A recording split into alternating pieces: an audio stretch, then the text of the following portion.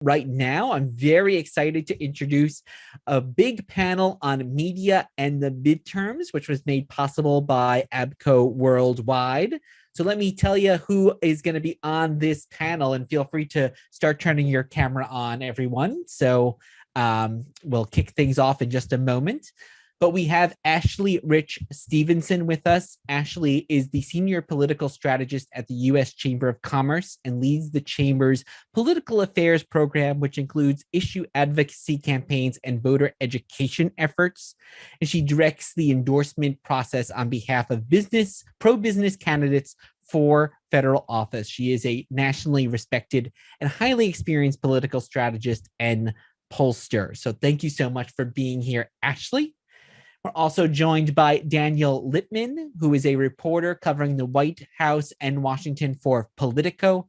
He was previously a co-author of Politico's Playbook and still writes Playbook's Great Weekend Read section on Saturdays and Sundays, and the social data section of Politico New York Playbook. And before joining Politico, he was a fellow covering environmental news for E&E Publishing and a reporter for the Wall Street Journal in New York. I'm a big Politico reader, so thank you so much, Daniel, for being here. Also joining us is Dan Myers, who is the Senior Director and Head of Advocacy for ABCO Worldwide's Washington-based public affairs practice. He is a former Republican political operative and White House representative and specializes in public affairs and policy advocacy. Before joining ABCO, he spent nearly 10 years with the DCI Group, an independent public affairs firm specializing in issue advocacy and strategic communications. So welcome, Dan. Thank you for helping us put this panel together.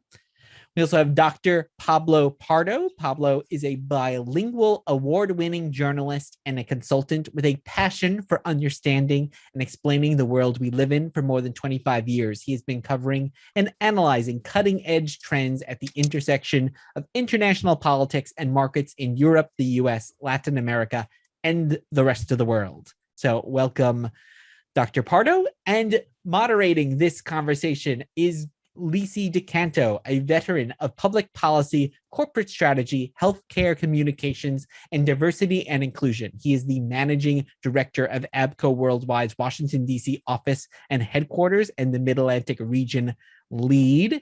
And we've had the good fortune of having Lisi at several past talks, including an upcoming keynote that we're going to be closing out this summit with later this week. So Lisi and panel, thank you so much for being here. I'm going to shut up and turn things over to all of you and have a great conversation. Thank you very much, Rob, and welcome everyone. And again, as we celebrate International Women's Day and Women's History Month, I'm so glad to be here with a terrific panel to talk about the media and the midterms.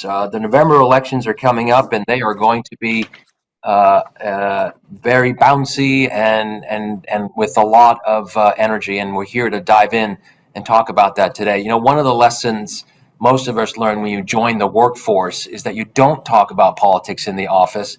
However, as we know, living in an increasingly polarized world where social media and push notifications make it nearly impossible to avoid politics, the question is, how do we create safe spaces and foster constructive dialogue with our team members and in the world at large when you have so many conflicting views represented in our circles? And so today we're going to have what I like to call our kitchen table conversation at the relationship between politics, the media, and the office place as we move closer to the midterm elections in November. So I want to dive right in. And, you know, there used to be this old saying that politics and religion are not things that you talk about in the office or in the world, but in the world of social media, we know that the push notifications and everything that you're getting from your phone are constantly updating you on what's happening in the world. So, Dan, you write about this all the time. Do you think it's a good thing that we are being more open, if you will, in the workplace about our political beliefs in the office? Well, we do have the First Amendment, and so I think it's mostly a good thing that we are open to our colleagues and that everyone knows where each other stands, because it's good to have a lot of ideas bubbling around and also for people to express themselves. And this actually makes change in the world and change in the workplace, because we all have our bosses, and unless there is pressure placed on leadership of different companies or associations or just society in general, you're not going to have that type of change in terms of having a more progressive, social structure, and also issues like equity and inclusion in the workforce, where unless people are rallying to try to get their company to be more responsive to the stakeholders, both employees and customers, then you will not see those types of changes in terms of where society is going. So, take what's happening in Russia and their invasion of Ukraine. You have what used to take months or years with the apartheid in South Africa happen within a week and a half, where all major Western companies say that we can't participate in the Russian market. Even companies like Estee Lauder, which is not very political, they feel the pressure from their customers. And so you get that because of what employees are saying and because of customers saying on social media. Ashley, you work for the world's largest business organization. You've got a lot of companies that work with you. There are a lot of employees in this company. Do you think it's a good thing that we are being more open about our political beliefs in the office? It's a great question, Lacey, and I appreciate the opportunity to be with all of you today. I really believe that it is, as Daniel so eloquently started to point out, that the ability for companies and organizations to react in real time, what's happening around the globe, is much different than where we were 10 or 20 years ago before social media. And I think it's always a conversation about respect. At the U.S. Chamber, as mentioned, we represent countries across the businesses across the country and the globe. And we have very diverse conversations. Not everybody is always going to be on the same page. The business community is certainly not monolithic, but the way that we view the world is everybody should have an opportunity to express how they feel about politics. And that starts within our own office place. We have a U.S. Chamber PAC that engages by supporting candidates across both sides of the aisle. And I think an important event to point to is January 6th and what happened just about a year ago that really started to change some of the dynamic, I believe, the way that policy and politics is talked about internally at different companies across the globe. Dan Myers, we here at APCO work with a constellation of businesses across industry. So if talking about politics so openly in the office is a good thing, how can people be more open and honest while not having politics overtake the day-to-day? I think it's a matter of respect and just kind of having some empathy. I mean, we obviously live in a very polarized political environment right now. We've seen that with Ashley just referenced January 6th. And I think overall we've experienced a shift more broadly, not just in the workforce, but as a people, a shift towards tribalism. We used to have a tendency to have conservatives and liberals, and you had this very big gap in between. And now we're seeing people that trust only those around them. And I think that that's been part of the shift in the conversation in the workforce and the business community, where you're seeing pressure from employees on their employer or customers on these companies because that's who they trust. And so that delta, that trust barrier, has created this more tribal environment. But as we do that, I think empathy and being able to be understanding of someone's view is probably the more important part, and the counsel that we attempt to provide. Pablo, you are writing for one of Spain's largest newspapers, and you're doing it here as the U.S. bureau chief, and so you're dealing with a lot of different perspectives. One of those areas, of course, is online on Twitter. And when you take a look at one's Twitter account, and by the way, I checked out your Twitter account earlier today, you can learn a lot about one's political beliefs and affiliations, and sometimes that can result in a negative consequence in the office. So what do you think about being very public with beliefs on social media, and sort of how does that play out both here in the US and globally? Thank you very much, Lizzie, and thank you for everybody. I mean, to everybody else who's here in this panel today. I mean, I think that this is one of the critical things because I mean, we react a lot to what we get from social media, and we react basically to the negative things that we get from social media. So I mean, it's very easy to feel outraged, and I think that the main issue here is how to take others' points of view. Because I mean, even if you try to keep your tweet feed professional, I mean, then you can have a coworker, you can have a friend who posts tons of comments there in a very gratuitous way, let's say, in a very cheap way. And what can you do about that? Well, I mean, my first and foremost recommendation would be, I mean, never identify yourself too much with your political ideas or with someone else's political ideas, which is kind of tricky in an era of political polarization, not just in the US, but all over the world. I mean, this is not an American problem, I can assure you of that. But I mean, in many occasions, we post on social networks things that we don't really believing necessarily. It's just a pure reaction. Obviously, it's a pure reaction that stays there.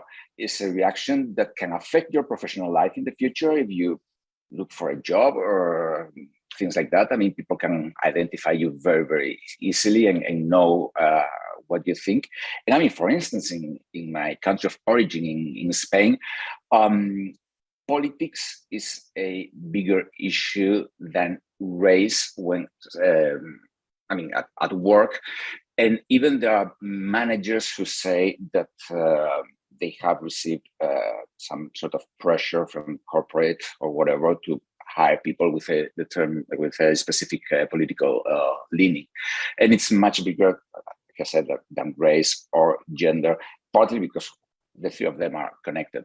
So, I mean, my basic point would be try not to identify too much with your political ideas and try not to associate others to their political ideas and to the messages they post on social networks, particularly on Twitter and Facebook. Try be aware of the fact that many of these messages are purely reactive, are purely in the spur of the moment, and don't necessarily reflect what that person thinks. Obviously, this is easier said than done. And I think that organizations, I mean, I think it's good for organizations trying to have policies to, I wouldn't say control, but I would say manage the workers' activity in social networks. Please tell us what you think. Drop your question in the chat. We will love to take it as part of the conversation we're having here today at the the kitchen table, I should say. Daniel, I want to go back to you. Part of what we've been talking about and what Pablo just talks about, don't associate yourself. Why? Because perhaps what might be written could be controversial, or it may also go to the question of, can I trust what I'm reading and what I'm viewing?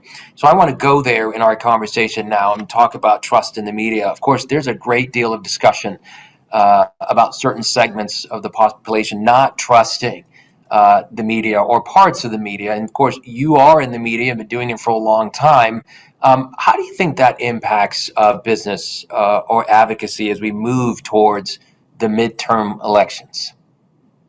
Well, I think it has this kind of a toxic effect if we do not have a shared set of facts where, even that gives rise to people calling the media fake news. When I look around at my colleagues in the Politico newsroom and my colleagues in the media writ large, and I see a lot of people who are working very hard for not that much money usually, trying to get the best facts and the straightest news possible to be part of democracy and to keep everyone informed. And so I think that politicians on the right and the left, and I would have to say, Donald Trump was probably the preeminent person in terms of calling the media fake or the enemy of the people. That has had ramifications where I get, if I ask a question of Jen Psaki, like I did a couple months ago at the White House press briefing, I said, should President Biden scold the unvaccinated more to get those numbers higher? I got a lot of blowback from people who saw that clipped on Fox News or on Twitter, and people were, calling me horrible names and just, putting their point of view in terms of how dare you even ask that type of question, where I wasn't advocating for that. I was just merely asking a question which many people had wondered of the White House. And so I think there's this feeling among people who don't trust the journalists that we're biased or we're trying to hurt the country, when most people are just trying to get the best story that is the most accurate. And so I think that that has toxic ramifications when you have people who think that the people who stormed January 6th that they were Antifa or that they weren't Trump supporters. And so I think it's better to kind of have a shared narrative in terms of people reading more trusted news sources that are the wire services or major newspapers from either the Wall Street Journal or the Washington Post to understand what's happening in our society and not just seeing a tweet on social media which riles them up. Ashley, Kira writes, she says, there are so many opportunities for miscommunication and social media, as Daniel just pointed out, brings out more aggression and animosity than we're having if we're having a conversation with someone in person. So she asked, and I want to bring you into the conversation here and also comment on what Daniel talked about here in terms of the trust in the media. But she says, can you make the argument that we should be discussing politics more often in the office as opposed to keeping opinions online? You, of course, represent some of the largest workplaces in the world. Let's talk about trust in media, and let's talk about, should we be talking more? Because as Daniel said, online may bring out the worst in people. What's your thoughts? Well, I'm of the generation that I began working in professional space before social media took hold the way that it has today. So if you had a personal opinion, that outlet didn't exist for you to go express it and then all of your colleagues to read it. That was something that we did face to face. And I think that that's missing in today's society. One of the things I really love about working at the U.S. Chambers, our ability internally with my fellow colleagues and externally with all of our millions of members to have very thoughtful, and I love the word Dan used about empathetic conversations and understand diverse opinions. That's a really important part of democracy. And I think what happens is sometimes on social media, you may find yourselves, or just the news you consume, to Daniel's point, living in those respective parts of the world where your views happen to align with those you're engaging with. I think it's really important to have a diverse set of opinions, input that you're getting, and understand how those are different from you, how they feel. And that's something that we engage in all the time at the Chamber. I talk to my colleagues constantly about different public policy solutions that might be from one side of the aisle to the other and why they think that's best for our members. And I guess I'm old-fashioned. I believe in having good face-to-face conversations besides just hiding behind the keyboard, especially when it really matters. Yeah, I'm old-fashioned too. Eyeball-to-eyeball conversations are still important, and I appreciate that. Dan, as we're talking about opinions, again, we work with many businesses across the world as well. Should businesses be more actively involved in what employees share or post in their personal social media if they have a public-facing opinion? Well, I mean, it's a very blurry line, and what someone puts out online, you're starting to see as people kind of, when they create their Twitter accounts or Instagram accounts, we're seeing a lot of people say these opinions are my own because they want to make sure that it does not reflect that of their employer. And so you have to draw that line, but there is a balance. I think it comes down to having respect for other opinions, to Ashley's point. You can have your opinion, and I think companies should embrace allowing their employees to have opinions, so long as they respect all opinions. I think that's the important part, is that you can agree to disagree, as long as you're respectful of your colleagues, and not you don't kind of treat anyone unfairly if you disagree with them. I think that that's where the fine line is. And I think companies are responding to that. They have to, the pressure from their employees, the pressure from their customers to respond to social events of the day is increasingly important and mission critical, in order to retain talent and then grow their customer base. It kind of is a forced mechanism that these companies have to respond. I don't think years ago you would have seen the rush of all of these companies responding to Ukraine like we've seen just in a matter of days. Typically companies are hands off on those. But now you're seeing it not just in a time of war, but you're seeing it in lots of social events as well. Pablo, I want to talk about this array of opinions that exist, and what Ashley and Dan and Dan have just talked about. It can be very easy, especially in Washington, D.C., to exist or live in an echo chamber of opinions, to just mirror your own view. If you only seek out the viewpoints that align with yourself, it can be very hard, if you will, or challenging to have a broader view. So how do you think people can use the media to take a more well-rounded array of opinions, particularly in the workplace? Well, that's an extremely complicated question and very difficult to answer, because precisely what we as human beings tend to do is like going for similarities in our thinkings, in our beliefs, in our ways of life. So this is not easy at all. I mean, it's easy to say, well, you have to leave your comfort zone. You have to contrast your views with others. But in today's social network dominated world, that's virtually impossible. And I mean, I did quite a lot of research about the QAnon conspiracy, which also has ramifications in Europe, as you may know. And I mean, and these are persons who literally, they live in their own bubble. So I think this is one of the reasons why it's important when engaging in conversations or in management decisions with regards to political views at the workplace, try to disengage, let's say, the personality or the person from their ideas. That's extremely important, because today we tend to identify with our ideas. I mean, this reminds me, I had to cover by pure coincidence, that's not the kind of stuff I do, but in the year 2008, in 2007, there were elections in Kenya. 2008, there were like horrific riots after the election. 1,000 people were killed. And it was, I mean, basically, I mean, depending on which part of the country you came from, you belong to one group or to other. So, I mean, it was pretty much preset from the moment you show up. And obviously, I mean, without the degree of violence that they had, we're seeing that in the US now and in many other countries. I mean, you come from DC, so you are supposed to think this way or that way. You come from Oklahoma, you are supposed to be different. So I think it's extremely important to try to separate the person from their beliefs.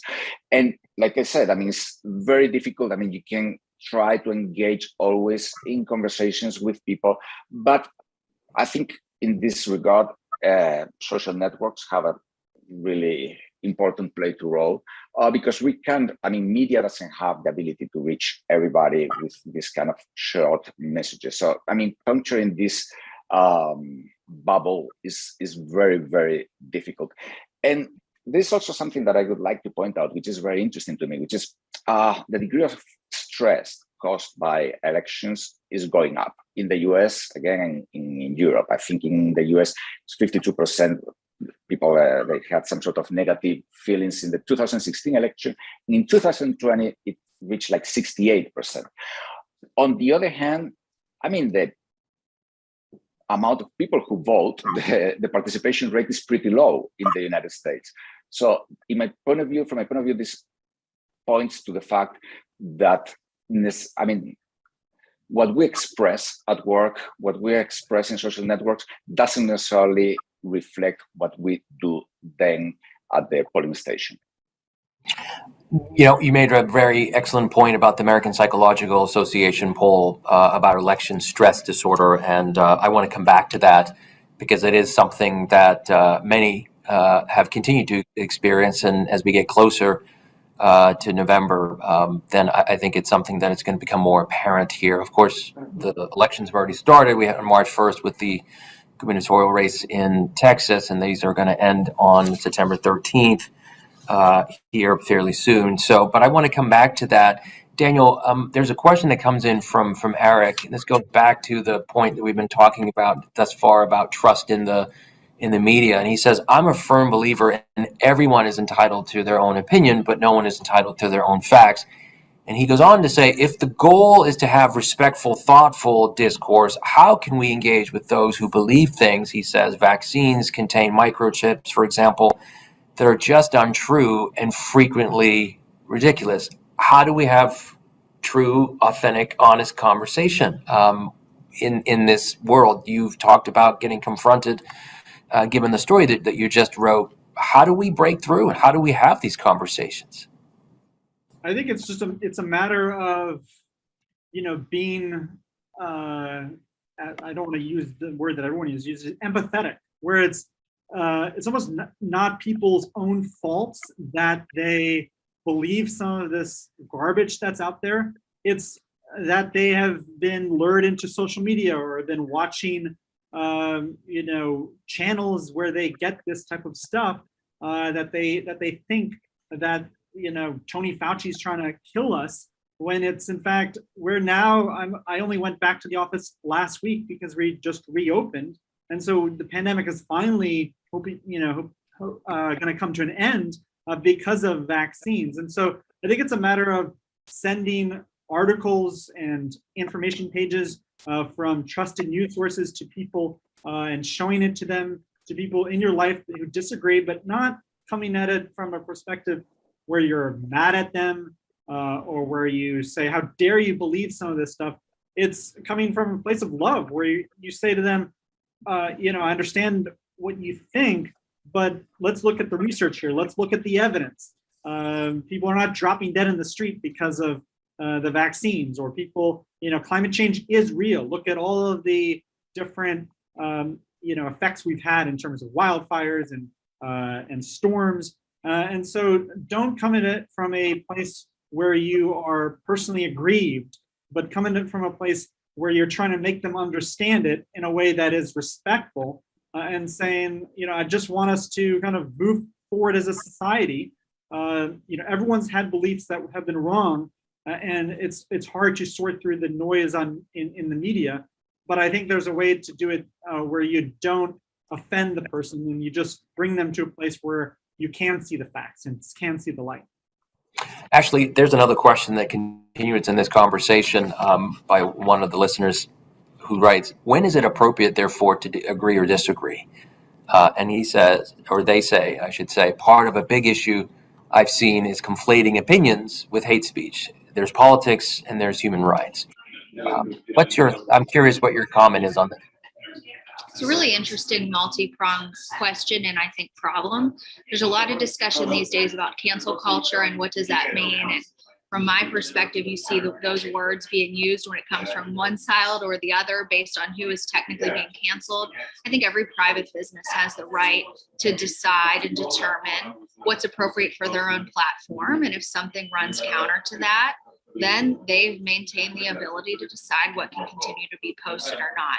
I'm a big believer, and it's always appropriate to just agree to disagree. It goes back to empathy and what we're talking about all along. I think it's a really, really slippery slope that we find ourselves in, especially as social media and the internet has really taken hold, the ability to just sort of shut somebody off if they disagree with your opinion. And I don't know how to solve it. I don't think it's something we can expect to see going away anytime soon. As a result, we're already witnessing more social media networks pop up where people who we talk about echo chambers feel one way can go and sort of live versus all of us in the same place.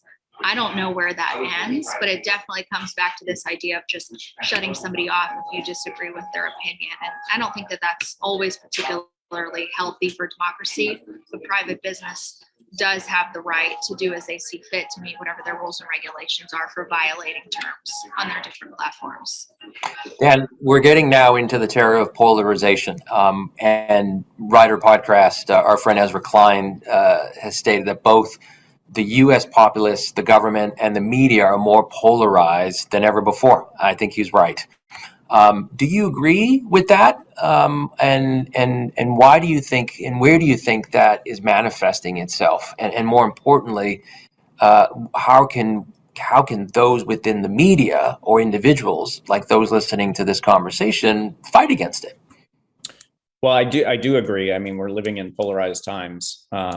Absolutely. And to Ashley's point, I don't know when it will end. I think it's how we deal with it and how we communicate with each other. And I think it comes down to, as both Daniel and Ashley were talking on your previous question, I think it comes down to leadership and kind of leading by example. And so I think as we see companies and an organization like Power to Fly talking about professional development and kind of inclusivity, leading by example. And so I think from the CEO down, we need to be able to allow people to have these honest conversations about how they feel.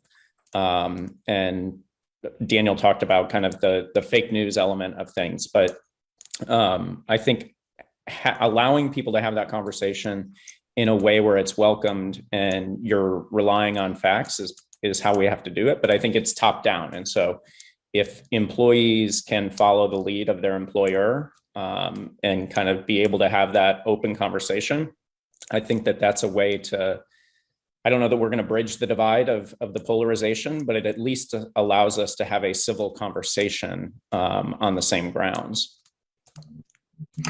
Pablo, you've been writing and been a journalist for a long, long time. And Rashika here asks a question along the lines of what we're talking about here today about what is the role that media is playing in these scenarios, as she describes as facts, when facts and science are being questioned. And goes on to say that opinions and facts need to be kept separate and unfortunately are creating disagreements. Do you think the media has a role in walking this line between how they are describing facts and science in this case, or opinions and facts, and when that line gets blurred, perhaps on the media, it's when these disagreements are being get created and this polarization gets manifested? What are your thoughts? Well, I think, well, first of all, I'm let's say, to be a bit cynical, I'm part of the problem because I'm part of the media. So obviously my view perhaps is a bit biased in favor of my profession. But I think, I think that the media tries to play a positive role. By and large, the media tries to separate facts from opinion. Obviously, it's impossible as a journalist, and no matter how much effort you put, whatever, to completely separate both things. But I also think that there are certain media organizations that combine both things, pure news and opinion. This is a big problem, but at the same time, this is extremely profitable for the reasons that we have mentioned earlier on. So, obviously, but the problem is that today, as somebody mentioned already, is like, we have these problems with facts, alternative reality. So, no matter what you can present in an article, in a podcast, whatever, there can be always somebody who is like cherry picking somewhere in the internet and literally destroying your argument or destroying your line of thought just by a 280 character tweet where he or she doesn't really address the issue.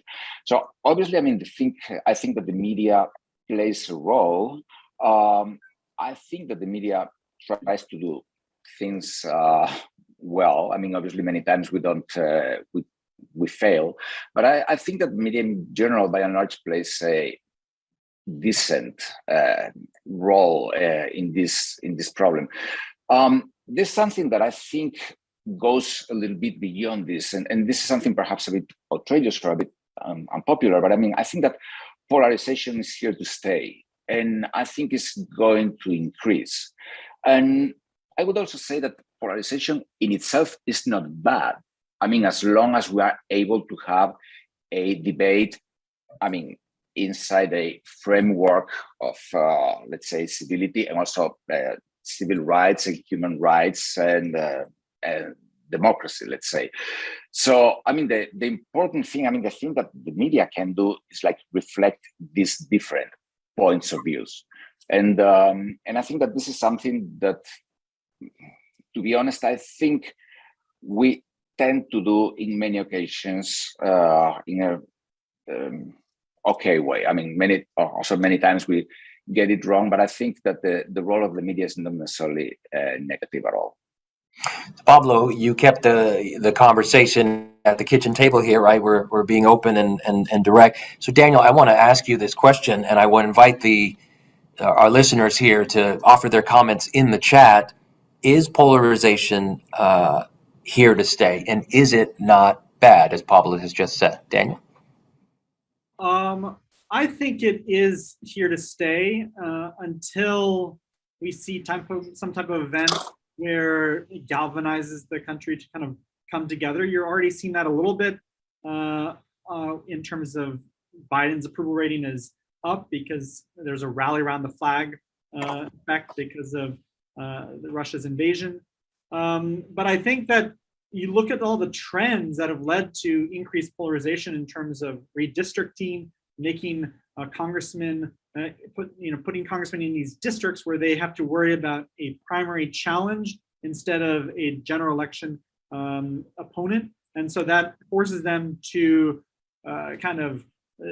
tack to their right or their left because they don't want to be accused of being too moderate of a Democrat or too moderate of a Republican. And so that makes it much harder for them to unite on bills, important public policy legislation with someone from the other side of the aisle because they don't want to be accused of selling out. And so you see the rise of figures like AOC or Dan Crenshaw, where they have used their social media platforms to get attention for themselves and on the extreme of their party. And so other trends in terms of political polarization is how senators and congressmen, they used to stay in DC during the weekend so that they would socialize with all their colleagues, and now they just go back to their district or their state on Thursday night, and then they come back on Monday afternoon. And so they're not able to build those bipartisan relationships that would lead to good legislation. And so you have lots of reasons, and I think polarization is just terrible for the country in terms of leading us to kind of get stayed where it almost feels like the late Roman Empire in terms of now we're just struggling with each other instead of addressing real problems that we have like infrastructure and the quality of our schools and lots of climate change. Those things fall to the wayside sometimes if we're just fighting about politics instead of making progress. Ashley, I see that you were leading in. I'm curious what your perspective is. You have a large table that the chamber represents, and this can often be a complicated issue. What's your thoughts? Well, 9 of the last 11 election cycles have produced a change, meaning the party in power of the House, Senate, or the White House has shifted. And that's problematic for the business community. Our members don't think about the world in the regulatory environment and the legislative environment based on 2 years. We plan in 5 and 10 years. And that's why we've set out so aggressively with our own political program and policy initiatives to produce something that we consider to be durable, that isn't beholden to these 2-year swings back and forth. I think to build a little bit on what's already been said, is just the unfortunate direction that public opinion is going when we look at some of the key measurements to help us answer this big looming question of is polarization here to stay. About 65% of Americans on average, if you go to the Real Clear Politics website, say the country, the United States, is headed in the wrong direction. From our perspective, that's not a good thing. And 2 years ago, the average was about 55%. So we've seen an uptick in voter optimism. In fact, pessimism go up by almost 10 points over the course of 2 years. A lot of critically important reasons for that. COVID, just to name one among a handful of other things. But optimism and then a job approval of the presidency. We have seen a significant change since President Trump was elected, where he was always upside down on his job approval rating. And I'm a pollster. I thought maybe this would change when President Biden was elected and he was going to unite the country. Unfortunately, because the U.S. has moved to be in such a red and blue America, President Biden's job approval numbers are also net negative. This is a decisive difference from when President Obama was in office and before him, President George W. Bush. President Obama, that felt like a very polarized time in American politics to me, going back 10 or 12 years ago, was net positive on his job approval rating. So I'm hopeful, and we know hope is not a strategy, optimism is not a strategy, that we will find some leaders that will move the United States back to a place where we can look at our presidency, despite whether you wear a red hat or a blue hat or whatever political party you belong to, and feel optimistic about where we're headed and hopefully approve of the job that's being done. I think this year's US Senate elections might provide some interesting opportunities for strong future leaders to emerge, especially with some of the open seats in the US being places that you have to run down the middle to win those general election contests. Pennsylvania is a good example. Maybe Wisconsin, there's going to be a big race there, Georgia, where hopefully it's not just a handful of voters who decide elections, but we can see some big sea change shifts. That's what I'm really looking for to see in this year's Senate elections. Who can break out to be the kind of leader that brings people together versus those who just win by a handful of votes. Daniel may disagree with me. Maybe that's too optimistic that we'll find somebody like that in 2022. But that's certainly what we're watching for. Who's going to be a uniter versus just a divider? And that really matters to the business community. Dan Myers, I want to get into that question here. We have about 15 minutes left in our discussion today. Thank you for the questions that continue to come in through the chat. Please continue to put them there, and we'll try to get to them as much as possible. Dan, as I mentioned before, Texas has already kicked off the midterm process on March 1st, and the primary process is going to wrap up here 6 months from now on September 13th with Delaware, New Hampshire, and Rhode Island. Of course, these contests are going to tee up the election day on November 8th, when, as we know, the House and Senate will be up for grabs, as well as several high-profile gubernatorial races in key battleground states. And that leads me to the question that has been asked in the chat. Do you think businesses should host open forums in the workplace about these midterms and other elections, either before an election or before the election, to provide facts, or after the election to talk about how the results may resonate with the business and the people who work there? Well, I think that there's increasing demand from employees on having those conversations. I think it's probably wrapped up in a broader discussion around voting rights, which we've seen an uptick on nationally, and then also in some of the states like Texas that you just referenced. And so I think as we see civic engagement tick up, even though it is in a polarized environment, as we see that civic engagement go up, I think that it's incumbent on a lot of the employers to allow that conversation and talk about the impact of not just the midterms, but the presidency and the Supreme Court and kind of government at all levels, regardless of, we're focused a lot on the federal conversation here, but with the partisan gridlock that we have, I think the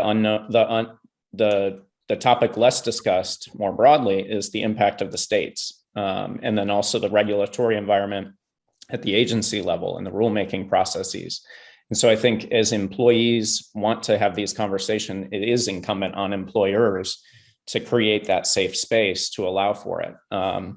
We've also seen, some of our clients have shifted into a space where they're giving election day off to employees to participate in some form of civic engagement, not just voting, but encouraging their employees to actually take part in the election process in some way, shape, or form.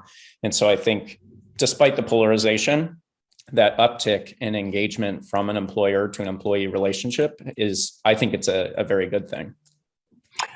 Daniel, you wrote an article not that long ago about the Russian plane from the presidential fleet, from President Putin, on its way to Delos to pick out the diplomats that we expelled from the Russian diplomats from the UN.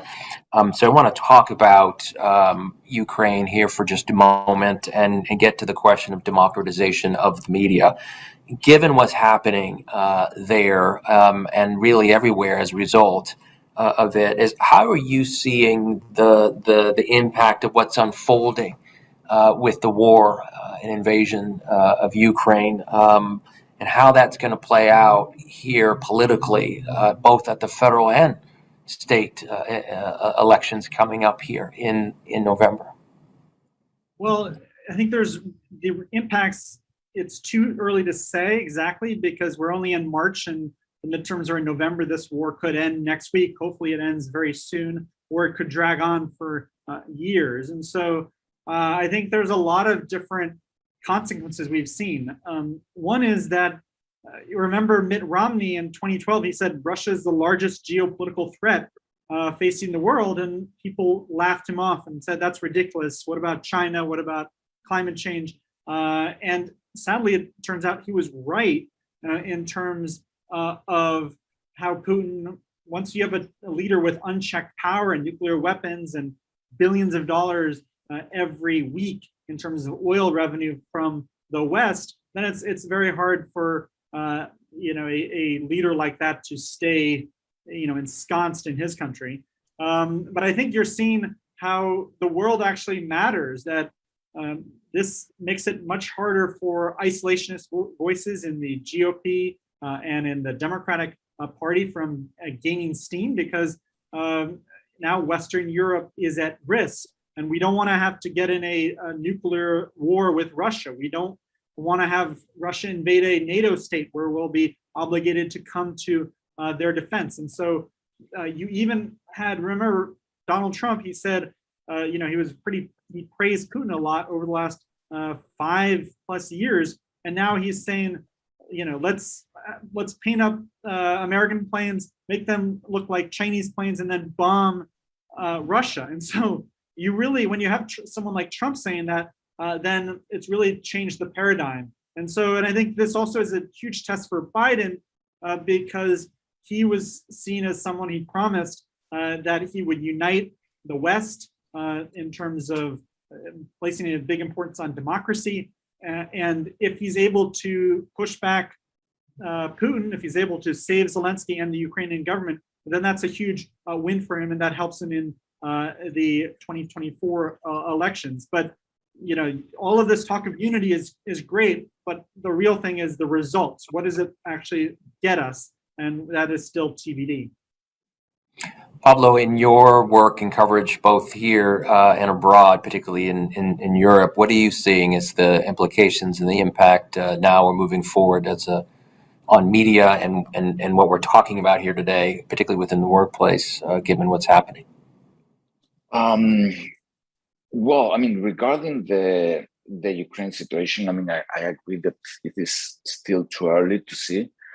But I think, I agree that this is, let's say, reinforcing for lack of a better word, let's say the establishment.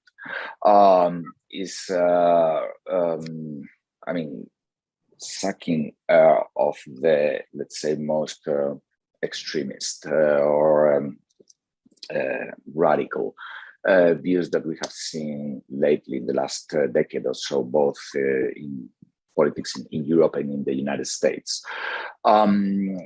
It's to an extent we can see like a coming back to the consensus, the Cold War consensus, which I think it has two lectures. On the one hand, I think that when we talk about polarization and everything, we tend to think that the past was always better. If we look at the 60s, for instance, in the United States, it was the end of the world. There was racial tension, it was Vietnam and so on. The 70s, it was exactly, I mean, it was similar in terms of foreign challenges plus hyperinflation. Same thing can happen in many other countries. So in the early 2000s, we had terrorism, obviously, after 9/11. So, I mean, we have to be careful with this idea that things are getting worse and worse and worse. I think polarization is something that it tends to be more pervasive than we think. On the other hand, I mean, even if when we look at this, let's say, renaissance of the establishment that we can see now with Ukraine, if we look at the Cold War, there were like gigantic tensions, political tensions in terms of negotiating or non-negotiating with the Soviets, tensions between the Europeans and the Americans, and so on. So, I mean, today, now we are seeing a rally to the flag here in the States and also in Europe, different but similar.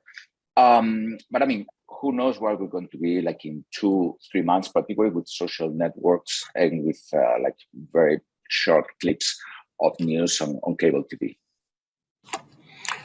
Ashley, I want to turn the conversation in the last 5 minutes, ask you a particular question. As you know, the U.S. Congress just passed an anti-lynching law, and there's been a lot of talk around voting rights and equity, particularly at this time, celebrating the Voting Rights Act and what's happening and unfolding the debates that continue to take place in Congress.